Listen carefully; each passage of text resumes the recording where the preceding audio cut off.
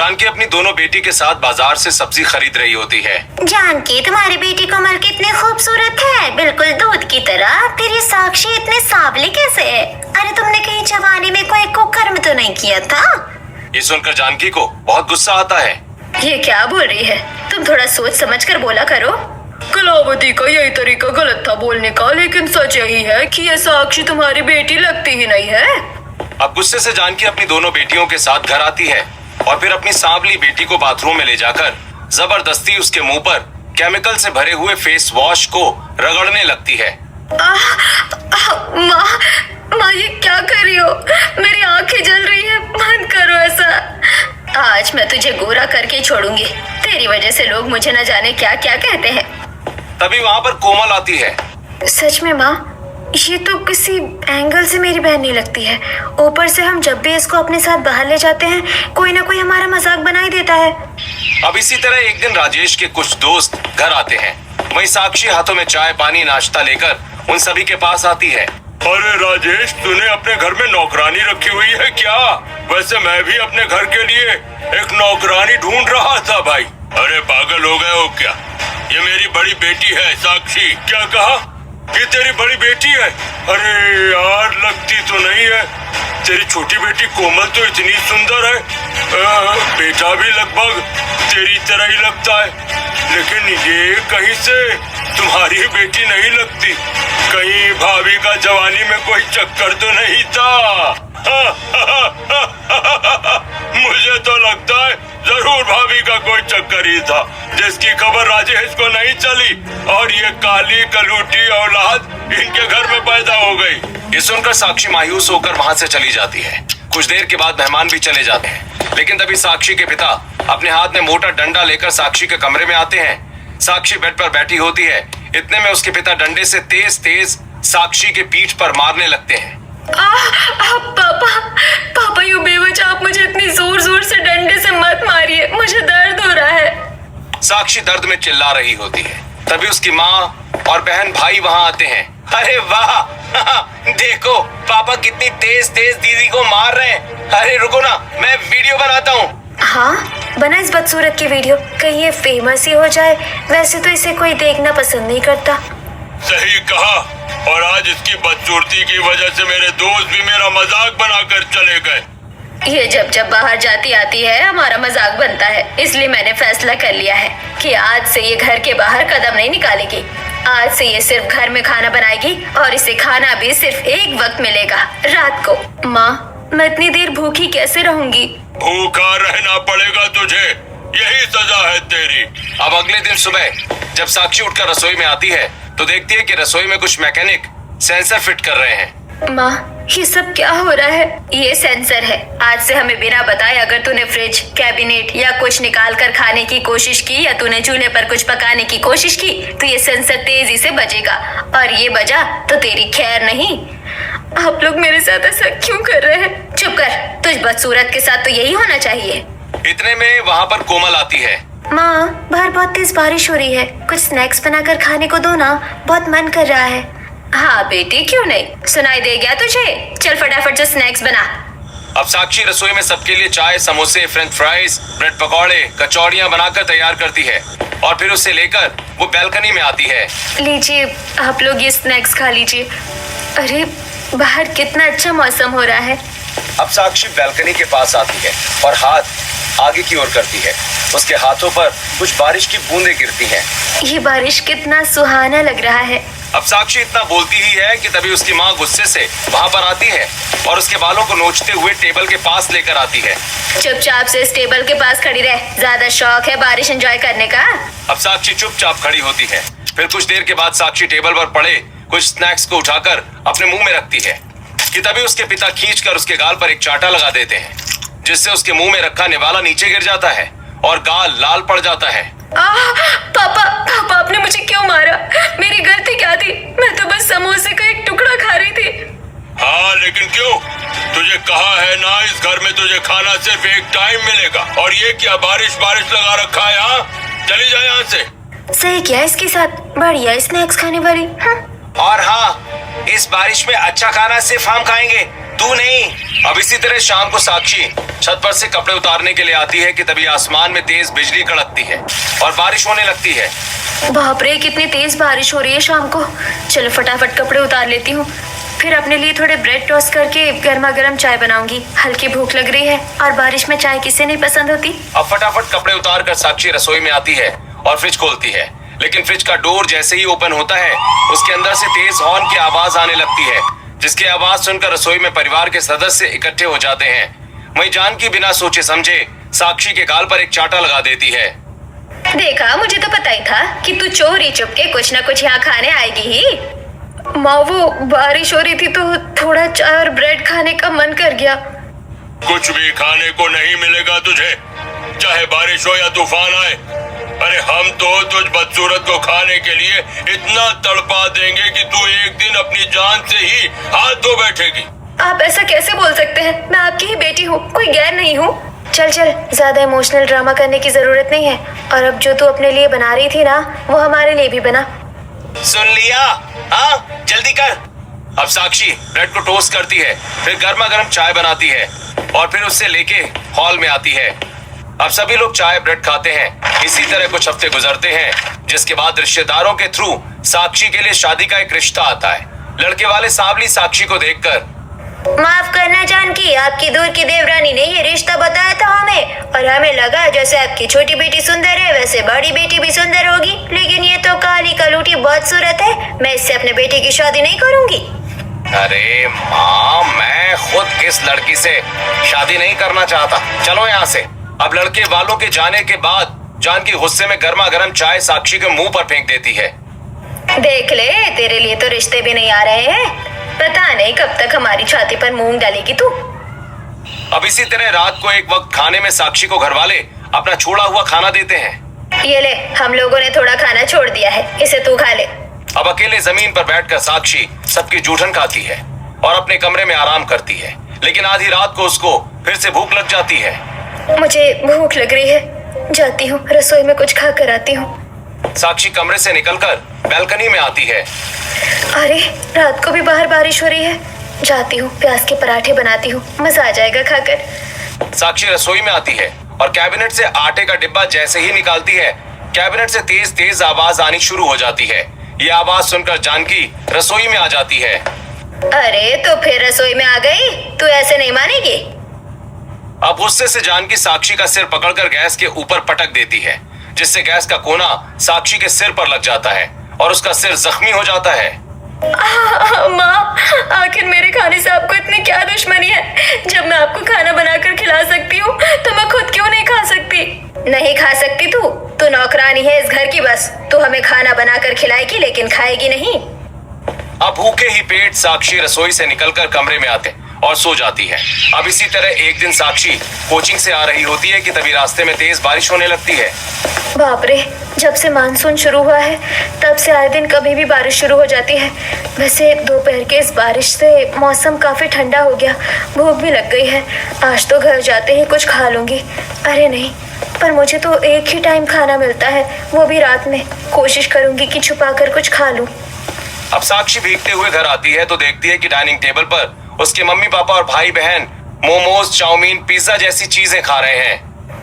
अरे, आप लोगों ने इतनी सारी चीज मंगा रखी है खाने पीने की। वैसे बारिश में तो ये सब खाने का अलग ही मजा है, मुझे भी चाहिए। मेरा बर्गर, पिज्जा, चाउमीन कहाँ है? तभी गुस्से से कोमल उठती है और अपनी बड़ी बहन का हाथ मोड़ देती है। आपको क्यों लगा कि ये खाने पीने की चीज हमने आपके लिए भी मंगवाई होगी? अरे आपसे हमें नफरत है, नफरत। और ये सब हमने अपने लिए मंगवाया है। चली जाओ यहाँ से, कुछ नहीं मिलेगा आपको। हाँ, चली जाए यहाँ से, जब देखो तब हमारे खाने के आसपास मंडराती रहती है। अब साक्षी वहां से चली जाती है, लेकिन जब सभी लोग खा पीकर अपने कमरे में जाते हैं तो साक्षी दोबारा डाइनिंग टेबल के पास आती है और खाने पीने के रैपर को खोल खोल कर देखने लगती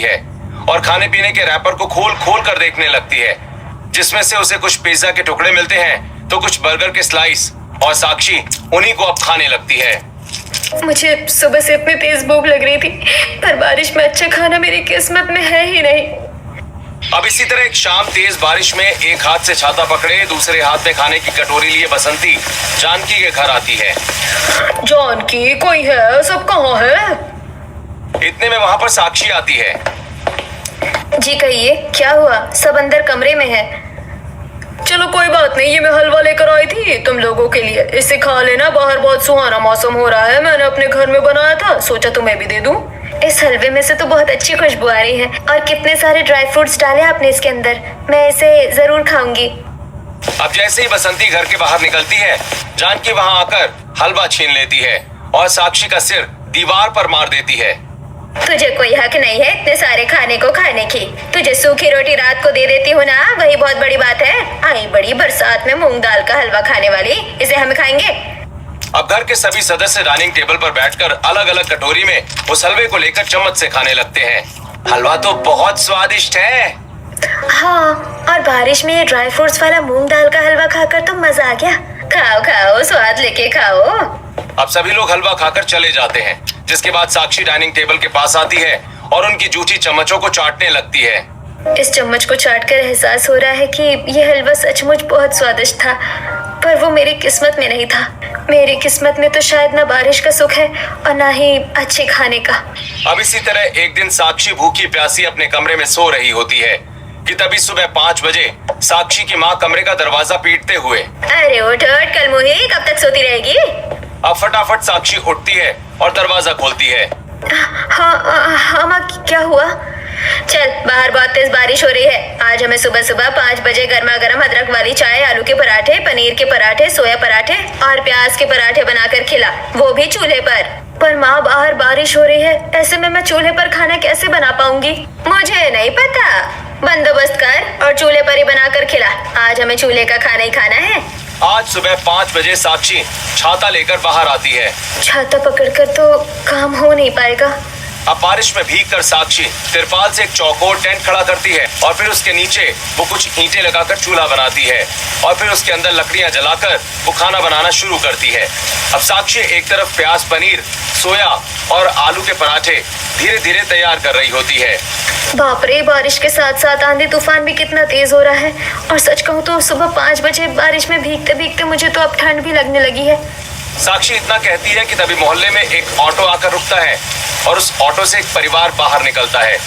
वहीं उस परिवार के एक लड़के की नजर साक्षी पर जाती है। अरे, ये लड़की पागल है क्या? इतनी बारिश में घर के बाहर खाना क्यों बना रही है? और बाहर से तो इसका घर देखने में काफी आलीशान लगता है, फिर ये चूल्हे का क्यों इस्तेमाल कर रही है? जाने देना बेटा, तुझे क्या मतलब बनता है ये सब जानने का? चल, बारिश बहुत हो रही है, अंदर चलते हैं।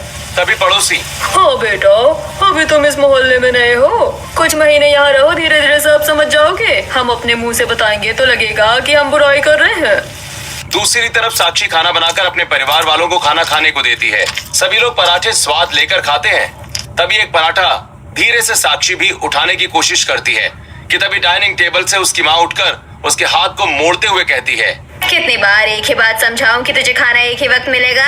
माँ, बाहर बहुत अच्छी बारिश हो रही है और फिर इतनी मेहनत से मैंने ये पराठे बनाए हैं। मेरा भी मन कर रहा है बारिश में पराठे खाने का, मुझे भी खाने दीजिए ना।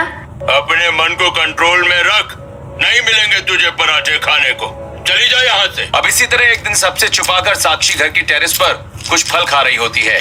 मौसम कितना अच्छा हो रहा है, लगता है बारिश होने वाली है। साक्षी इतना बोलती है कि बारिश शुरू हो जाती है। अरे, बारिश में मीठे मीठे जामुन खाने में तो बड़ा मजा आ रहा है। साक्षी 2 से 3 जामुन खाती है कि तभी वहाँ पर उसकी माँ आ जाती है।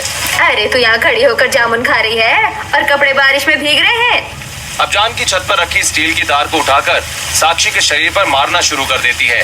तभी सामने वाले छत से वैभव ये सब कुछ देख लेता है। अरे, इसकी माँ कितनी बेकार है, बेचारी मासूम लड़की को तार से मार रही है और इतनी बड़ी जवान लड़की पर भला कोई हाथ उठाता है क्या? अब इसी तरह कुछ हफ्ते गुजरते हैं और एक दिन वैभव किसी काम से कहीं बाहर जा रहा होता है कि तभी वैभव की नजर साक्षी की रसोई पर पड़ती है, जिसकी खिड़कियां खुली हुई होती हैं। माँ, मेरे बाल छोड़ दीजिए। और आप मेरे हाथ पर ये गरम गरम चिमटा क्यों लगा रहे हैं? मैंने तो बस एक रोटी ही खाई थी। पर क्यों खाई तूने ये रोटी? किससे पूछकर खाई तूने ये रोटी? माँ, 2 दिन से खाना नहीं खाया था माँ, भूख लग गई थी। मेरा हाथ। अब बाहर खड़ा वैभव, डिस्गस्टिंग यार, डिस्गस्टिंग। ये इसकी माँ इतनी ज्यादा पत्थर दिल कैसे हो सकती है? उस बेचारी को कैसे खाने के लिए तरसा रही है। अब ऑफिस में वैभव अपने दोस्त सुमित से बात करता है, जो इस मोहल्ले में काफी समय से रह रहा होता है। अच्छा, तो तू उस सांवली लड़की की बात कर रहा है? अरे यार, उसकी माँ उसकी बदसूरती की वजह से उसके ऊपर अत्याचार करती है, उसे खाने पीने के लिए भी तरसाती है भाई, और कई बार तो उसका रिश्ता टूट चुका है, तो वो अपने घर वालों के लिए भी बोझ बनती जा रही है। ये सुनकर वैभव को काफी दुख पहुंचता है। अब इसी तरह एक दिन हॉल में घर के सदस्य टीवी देख रहे होते हैं। हॉल के सामने एक बहुत शानदार विंडो होती है, जिससे बाहर का मौसम काफी साफ दिख रहा होता है। तभी विंडो के पास साक्षी आती है। आज तो कुछ ज्यादा ही सुहाना मौसम हो रहा है ना माँ पापा। बारिश भी कितनी तेज हो रही है। दिखाओ तुझे बारिश के नजारे, कहीं ऐसा ना हो कि तू इसके बाद कुछ देखने लायक ना बचे। साक्षी घबराकर अपनी माँ की तरफ देखती है। क्या हुआ माँ, आप ऐसा क्यों कह रही हैं? वो इसलिए क्योंकि ये नजारे सिर्फ हम देखेंगे। तू जाकर हमारे लिए कुछ खाना बना कर लेकर आ जा। अब साक्षी घबराकर रसोई में आती है और सबके लिए popcorn, cupcake, noodles, French fries, pasta जैसी चीजें बनाकर तैयार करती है और फिर सबको लाकर खाने को देती है। लीजिए आप लोग ये खाइए, मैं बारिश देखती हूँ। कोई जरूरत नहीं है, जाइए मेरे लिए गर्मा गर्म बनाना चिप्स तल कर लाइए। अब साक्षी भागकर रसोई में आती है, कच्चे केले को काटकर उसे डीप फ्राई करती है। ये दे दो, उसके बाद बारिश देखूंगी। साक्षी बनाना चिप्स लेकर आती है और अपनी बहन को देती है। जाओ अब मेरे लिए कोल्ड ड्रिंक लेकर आओ, यहाँ कोल्ड ड्रिंक नहीं है। अब साक्षी फिर भागकर कोल्ड ड्रिंक लेने जाती है और फिर सबको कोल्ड ड्रिंक देती है। अब जाती हूँ, बारिश देख लेती हूँ। अब क्या बारिश देखेगी तू? बारिश खत्म हो चुकी है, जा अब जाकर जूठे बर्तन धो ले, हमने ये सब कुछ खा लिया है। क्या बारिश बंद हो गई और आप लोगों ने सब कुछ खा लिया, मेरे लिए कुछ नहीं छोड़ा? हे भगवान, मैं कभी ना तो बारिश देख पाती हूँ और ना ही बारिश में कुछ अच्छा खा पाती हूँ। बहुत सेल्फिश है ये लोग। अब इसी तरह एक शाम साक्षी बाजार सब्जी लेने जाती है। भैया सब्जी जल्दी दे दीजिए, बारिश बहुत ज्यादा हो रही है। अब साक्षी सब्जी का थैला जैसे ही उठाती है उसे चक्कर आ जाते हैं। इतने में वहाँ वैभव आ जाता है। वैभव साक्षी को उठाकर अपने कंधों के सहारे सामने की चाय की टपरी पर लेकर आता है और बिठाकर उसे पानी पिलाता है। हे, तुम ठीक तो हो ना? शायद तुम्हारी तबीयत ठीक नहीं है। भैया जरा 2 कप चाय देना। चाय वाला 2 कप चाय वैभव को देता है। आप कौन है और आप ये सब क्यों कर रहे हैं? मुझे घर जाना है। बस यार, बहुत हुआ। मुझसे कुछ छिपाने की जरूरत नहीं है, मैं तुम्हारे हाल से वाकिफ हूँ। मैं जानता हूँ कि तुम अपनी माँ से परेशान हो और वो तुम्हें खूब टॉर्चर करती हैं और खाना भी नहीं देती समय से। अब ये सुनकर साक्षी की आंखें नम हो जाती हैं और वो अपना सर वैभव के कंधे पर रख देती है और उसे सारी सच्चाई बता देती है। ठीक है, मैं करूंगा तुमसे शादी। मैं कुछ ही दिन में अपनी माँ के साथ तुम्हारे घर रिश्ता लेकर आऊंगा। अब कुछ देर के बाद साक्षी अपने घर चली आती है। रात को साक्षी अपने कमरे में। हे भगवान, कौन था वो शख्स जिसे मैंने अपने घर की सारी बात बताई और वो रिश्ता लाने की भी बात कह रहा था? जरूरी थोड़ी है कि उसका परिवार मुझसे प्यार करे। मैं तो वैसे भी बदसूरत हूँ, क्या पता वो लोग भी मुझे अपने घर ले जाकर मेरे ऊपर अत्याचार करें। अब इसी तरह कुछ हफ्ते गुजरते हैं और वैभव अपने परिवार वालों के साथ साक्षी के घर रिश्ता लेकर आता है। अरे अरे, कौन है आप लोग?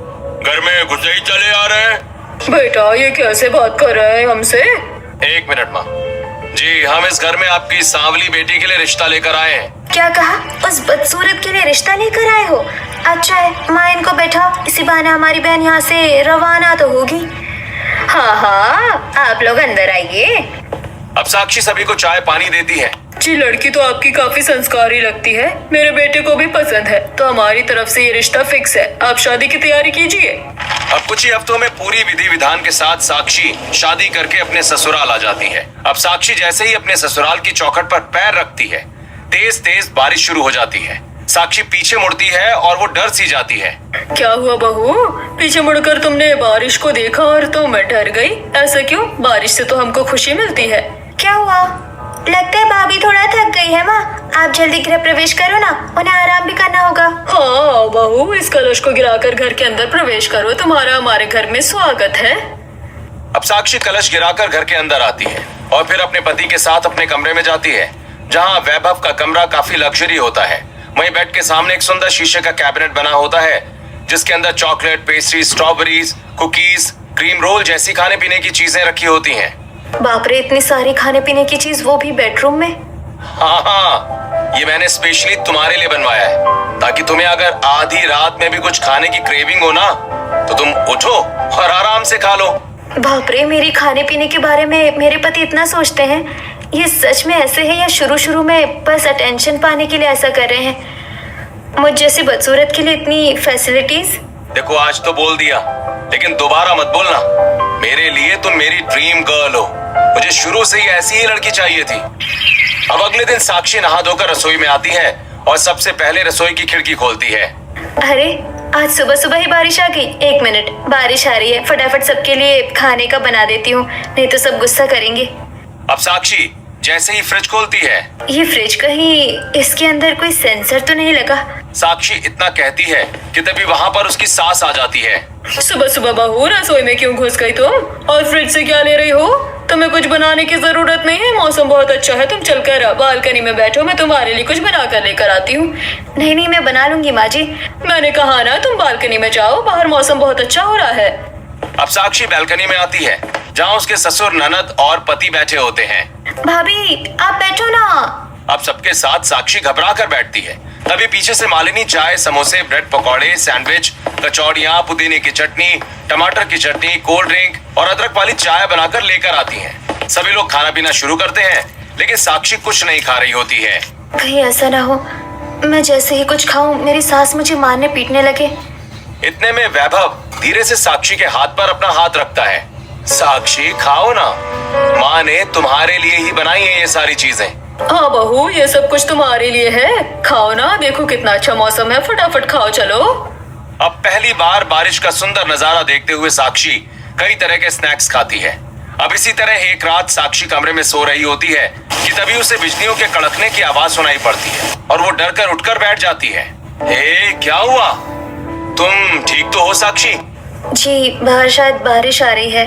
अरे क्या कहा? बारिश? तो चलो कुछ बाहर खाकर आते हैं। इतनी रात को बाहर क्यों जाना है? बारिश आ रही है तो मैं आपके लिए घर में ही सब कुछ बना देती हूँ। मेरे लिए कौन सा नया है, मायके में भी तो बनाती ही थी, पर कभी खाती नहीं थी। नहीं नहीं, मुझे कुछ नहीं खाना घर का, हम बाहर जाएंगे। अब वैभव साक्षी को बाइक पर बिठाकर मिडनाइट में बारिश में बाहर लाता है और उसे गर्मा गर्म स्टीम मोमोज खिलाता है। फिर चाय की टपरी पर अदरक वाली चाय पिलाता है। वैभव, मैं पहली बार बारिश को इतनी नजदीक से महसूस कर पा रही हूँ। और तुम्हें पता है, मुझे चाय बहुत पसंद थी और ये मोमोज जो हमने खाए वो काफी अच्छे थे। मैं जानता हूँ तुम्हारे बहुत सपने हैं, लेकिन तुम्हारी माँ ने उन्हें कभी पूरे होने ही नहीं दिया।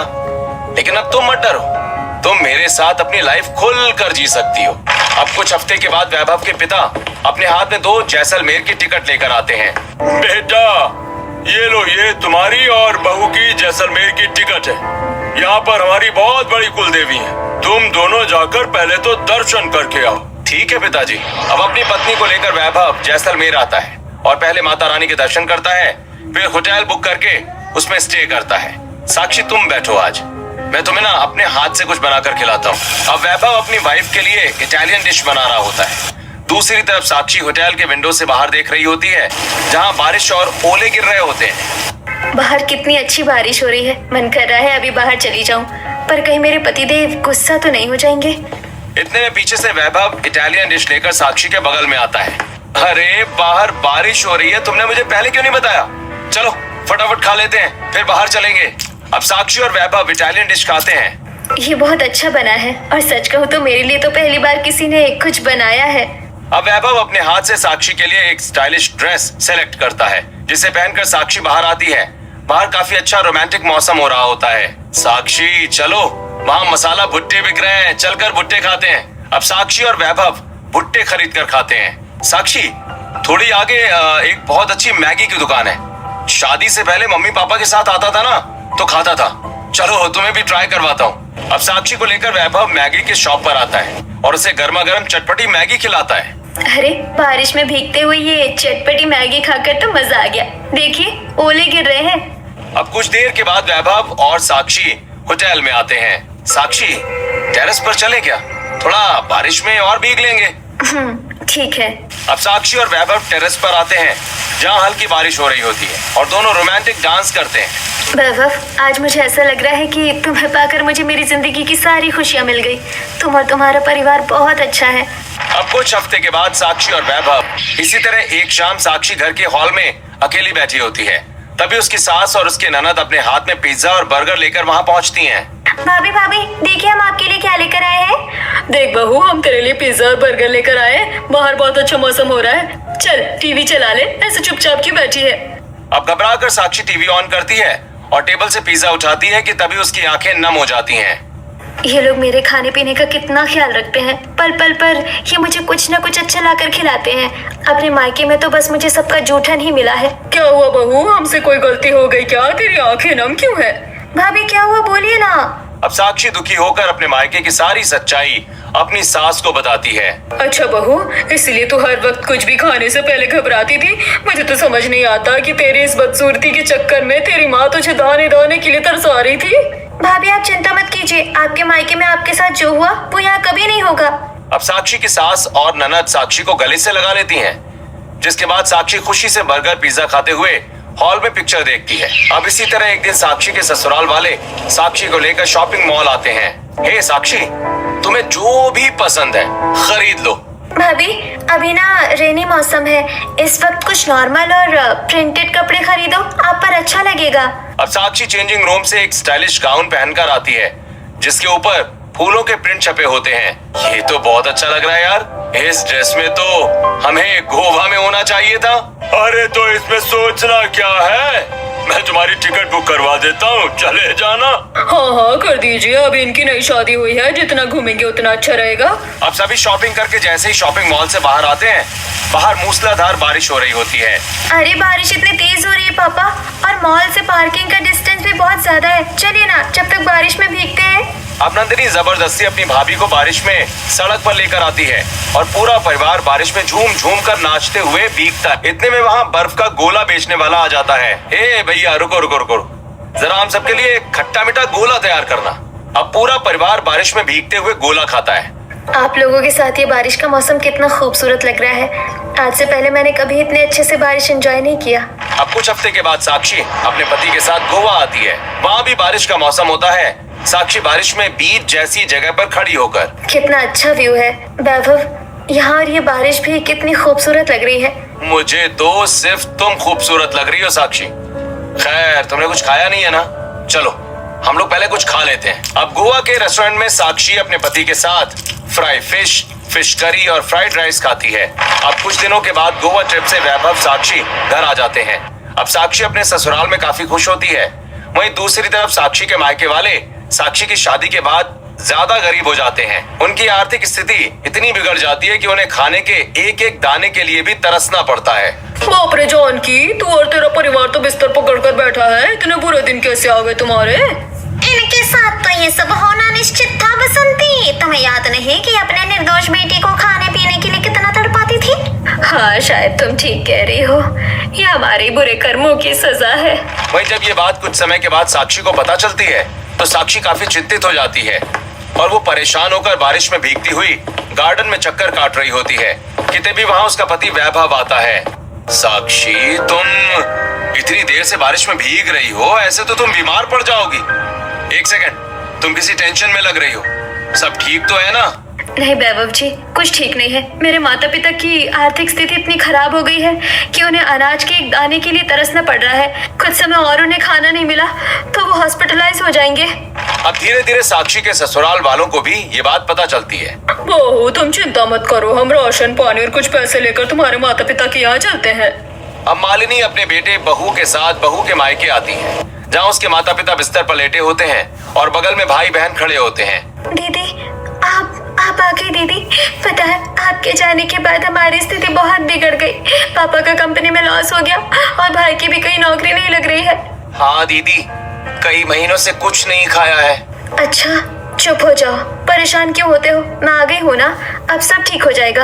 इतने में वहाँ पड़ोस की बसंती भी आ जाती है। देख ले जानकी, जिस बेटी को तू पल पल खाने के लिए तरसा रही थी, आज वही बेटी अपने ससुराल से तेरी मदद करने आई है।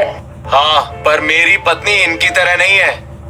तभी जानकी और राजेश शर्मिंदगी के साथ अपने दामाद से कहते हैं, हमें माफ कर दीजिए दामाद जी। आज हमें एहसास हो रहा है कि हमने अपनी बेटी के साथ बहुत गलत किया। हाँ, और हमने उसके साथ जो भी किया उसी की सजा आज हमें मिल रही है।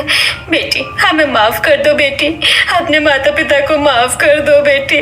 माता पिता हमेशा बच्चों के लिए भगवान ही होते हैं। आप मुझसे माफी मत मांगिए और हिम्मत रखिए, सब ठीक हो जाएगा, मैं हूँ ना। अब इसी तरह साक्षी राशन, पैसे के साथ साथ अपने छोटे भाई की नौकरी अपने पति के साथ लगवा देती है, जिससे साक्षी के माता पिता की आर्थिक स्थिति ठीक हो जाती है। और इस दिन के बाद से साक्षी को ससुराल वालों के साथ साथ अपने मायके का प्यार भी मिलने लगता है।